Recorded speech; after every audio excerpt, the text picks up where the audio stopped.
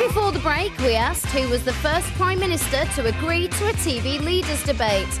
The answer was Jim Callaghan. Now, there was only one winner, if the polls, rather than the red tops, are to be believed, the Mirror and the Sun both coming out for their respective man, and that was Nick Clegg, who's won plaudits from all the heavies, The Guardian, The Times and The Daily Telegraph. I mean, bet no Lib Dem leader imagined that in the last 40 or 50 years. The ITV poll found he won 43% of your hearts. But will any of this translate into votes on May the 6th? What do you think, Dean?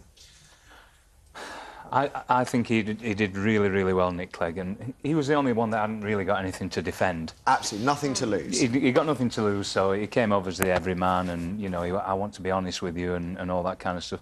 I'm not sure it will translate to votes. They will probably get a few more votes for it, but I'm not sure they'll be able to overturn the two kind of big guns. So what's the point of these TV debates if they don't change the way we vote? Well, it's Americanised, isn't it?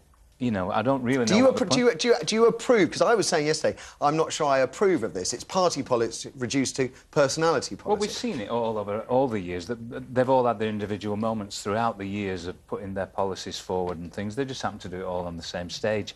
And you could just see that the two main guys were trying to fight alongside with what is supposedly the kind of smaller party. And we hear the same things year after year, and I think I'm just the ordinary bloke from the street, and all I kept thinking was, but every year you say the same things, and every year I have less in my pocket, and every year there are more hidden taxes and things like that. You know, I just want somebody to go, look, you all kind of work really hard, you've paid your taxes for a long, long time. We're going to, you know, petrol's up as high as anything. They had, on the ITV news after, I think elsewhere, they had a sort of a tracker poll. So, as you could see how the public reacted to various statements. And Nick Clegg, I think one of his better ideas, child trust funds, which you know I hate, but the reason I hate them is slightly different from Nick Clegg. Nick Clegg just basically says we can't afford them. And it's 250 quid that breeders are going to have to lose in the future. Now, when you look at the amount of debt we're facing up, that's the thin end of the wedge, losing 250 quid. We're going to be docked thousands in the years to come. And yet the public, as soon as he said axe child trust credits, his rating dived. Yeah. So we don't want to face the reality, do we? Well, the thing is, there's money to be made they've each got, you know, good points to make. You know, we're going to take £1 from every 100 and it's going to save us 6. Of course, they're all logical things to say. Save this from here, put that from there. But in everyday life, you know, there's still going to be police on the... There's still going to be the NHS working great stuff. They're pennies that we aren't going to see. You know, we aren't going to see, and we won't feel the difference. Like you said something about telly a little earlier. It just becomes telly. Yeah.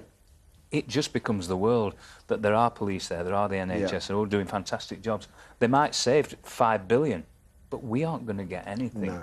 Hardy, did you like what you saw? See, I'd be much more interested if we saw that monthly, sat round a table and actually heard them, you know, battering out their points properly, rather than Prime Minister's questions, which is this bear pit, kind of testosterone-driven kind of slanging match. I actually think the best thing for this country, and all my friends that work in business are appalled when I say this, I think a hung parliament's going to be great for one specific reason more than any other. Whatever happens in the next election, I think it's going to be the greatest influx of inexperienced MPs we're going to have, because so many MPs are going to leave because of the expenses debacle. There's going to be a load of new Tories in, there's going to be a load of new Lib Dems in. So we're going to have a massively inexperienced group of MPs, and we're going to expect them to run the country through the most turbulent time we've experienced in modern history.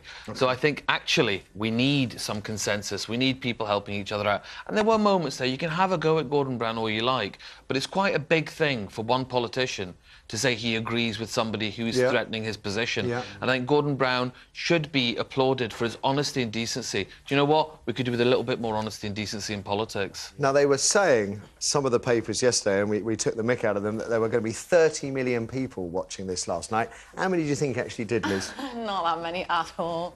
9. You know, it's about 9.3 million. Which is not bad, to be fair, but it ain't 30. Do you know what? I was flicking in between. I was honestly a bit like in between. But I have to say, talking sensibly about it, and, you know, we're saying it, you know, it just became a show and, you know, it was all very Yeah, that kind of ravey music at the beginning. It might have been the X Factor. It was a popularity contest, it was like a, isn't it, at the end? turning, putting glamour into politics, which, you know, will never happen. But for me, because Nick Clegg was so...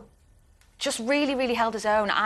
Thinking sensibly about this now, I've taken what I saw last night and I'm now going to look into the Liberal Democrats more because I don't know that much about them. Well, that's interesting, because I think a lot of people might come up with that. But I'll say again, and I am no apologist for Gordon Brown. I wish he would come on this show so we could have. He says he wants direct debate with the public. I can't think of a more direct debate than straight down the telephone with you guys. If I was him, I'd be petrified to come on this show with you. He's on the back foot, isn't he? He's on the back foot because he has to defend 13 years. And I did feel sorry for him.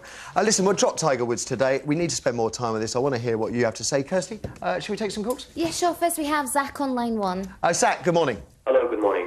So, what did you think? Who came out best? I think Gordon Brown came out first because he was more honest and he had more things to say about the policies. Nick Clegg was the underdog, and, you know, the viewers like the underdog. And he always obviously going to get the most votes because he's the underdog. It's like watching X Factor and Britain's Got Talent, and it was on ITV. And it was the ITV viewers who voted for the leaders. And he was constantly repeating himself, saying, oh, we are not the same as Tories, we are not the same as the Labour, we are different. But how are you different? Well, one point you could say straight away that he made repeatedly was that he's costed out his manifesto, which the others haven't. But that's beside the point. Well, it isn't. It's a big difference, Zach. It's a big difference that may have contributed to Nick Clegg getting 43% of the vote, and your man, who you think came out best, coming last. Nick Clegg was just the underdog who got the most of the votes. I think you're a Labour man through and through, Zach. Thank you for the call. Let's have another. Next we have Kirsty on line 3. Kirsty, good morning. Good morning. How did you enjoy it, first of all? Did it do anything for you? Did it float your boat? Do you know what? It did. I've always voted. I'm 30, but I've never been, you know, really... I think it's making politics more interesting. I think it's bringing younger people in to vote. I do think it's encouraging younger people to vote. I did sit and watch it. I didn't think I was going to be interested, but I was. I do think Nick Clegg did very, very well. Yeah. Came across almost at times as a reasonable parent while the others were arguing. I think that was very much what he was looking for every time. And I think, actually, to be fair, I thought Cameron and Brown resisted the natural urge to clash on everything, as they do at PMQs. So they were resisting that, but every time they did, Clegg was there, wasn't he? Yeah, I mean, he stood there sort of coming with his hands behind his back, but you could almost see him doing a little jig as they were doing it, you know. But I have to say, I watched it in the hopes, because I'm genuinely confused about which way to vote, and I'm now more confused than ever. Well, luckily, Kirsty, there are 2 more to get through. Do you think you'll be watching them, the one on Sky, the one on the BBC?